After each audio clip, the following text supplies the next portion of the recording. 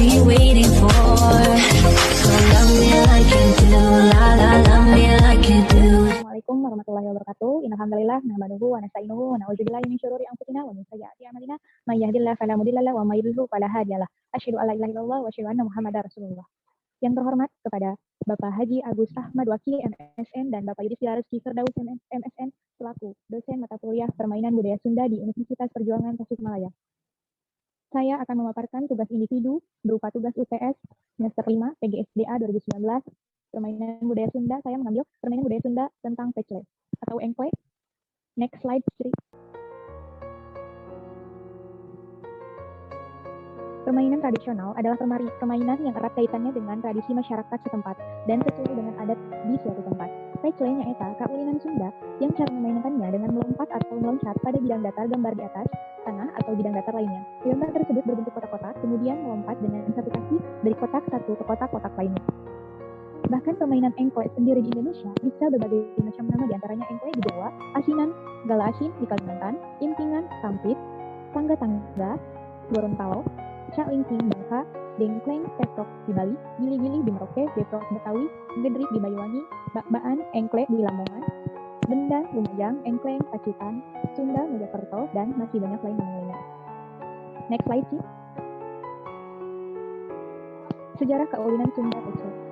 Pecle atau engkle lebih dikenal dengan sebutan kaulinan Sunda engkle atau Pecle. Dalam bahasa Sunda sendiri, engkle diibaratkan orang yang satu kakinya kesakitan dan menggunakan kaki lainnya untuk melangkah.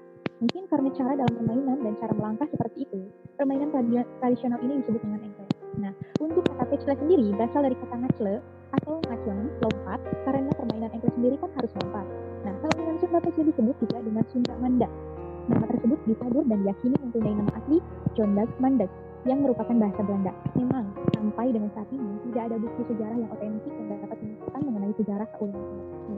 Namun, permainan tradisional ini sudah sangat populer di kalangan anak perempuan di Eropa pada masa Perang Dunia. Nah, sedangkan di Indonesia, pada masa penjajahan Belanda, banyak dijumpai anak-anak perempuan Belanda yang bermain permainan tradisional ini. Memang permainan ini lebih banyak digunakan oleh anak-anak perempuan.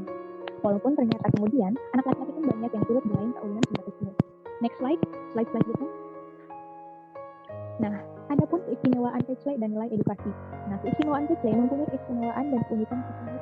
Dalam kaulinan Sunda Pecle tersebut, entah dari cara permainannya, aturannya, tahapan dan susunan kotaknya, dan lain-lain sebagainya. Permainan tradisional engkle bisa diartikan sebagai simbol dari usaha manusia untuk membangun tempat tinggalnya dan sebagai simbol usaha manusia untuk mencapai kekuasaannya.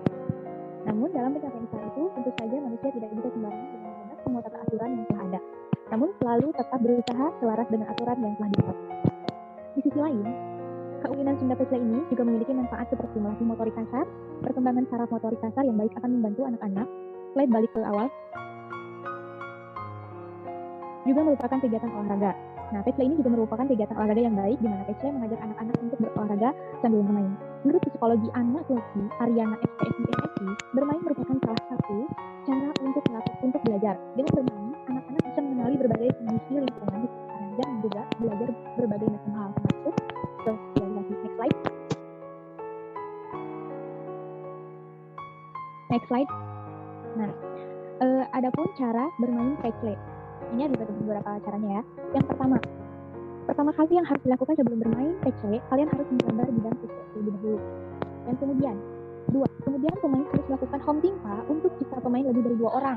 Jika 2 orang dilakukan switch, menentukan urutan siapa yang jalan terlebih dahulu. Home timpa di sini harus ditentukan yang berbeda. Jalan pertama atau jalan terakhir. Tapi biasanya dalam home timpa yang paling berbeda jalan terlebih dahulu begitu seterusnya. Nah, yang ketiga, untuk dapat bermain, setiap anak harus mempunyai kereweng atau gacok atau buah yang biasanya berupa pecahan genting atau keramik lantai atau batu yang datar. Yang keempat, para pemain harus melompat dengan menggunakan satu kaki di setiap kotak-kotak atau petak-petak yang telah digambarkan sebelumnya di tanah atau di jalan. Yang kelima, kereweng atau gacok atau pecahan keramik, satu petak harus dilempar ke satu petak di tanah. Petak dengan gacok yang sudah berada di atasnya tidak boleh diinjak atau ditempati oleh setiap pemain. Jadi para pemain harus melompat ke petak berikutnya dengan satu kaki mengelilingi petak-petak yang ada. Next slide.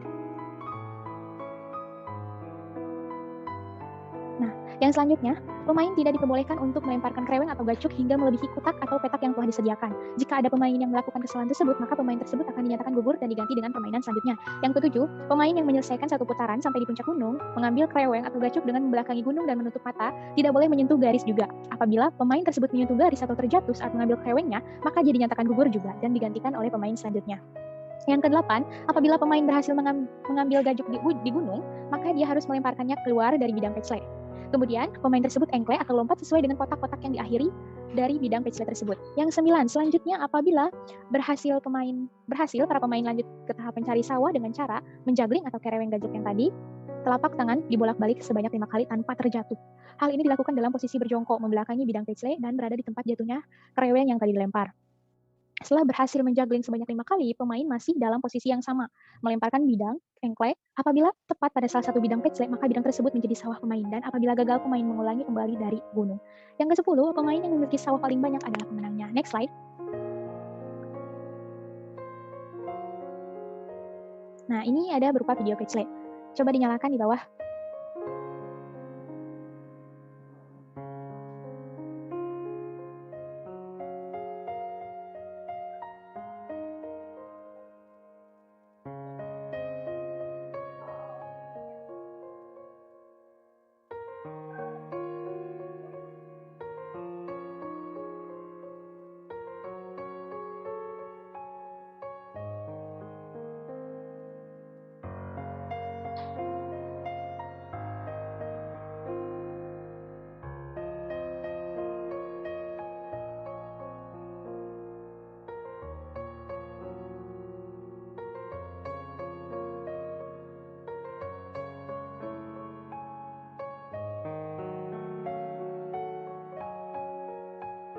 Ya, berikut tadi adalah lomba dari observasi, bukan lomba ya, observasi dari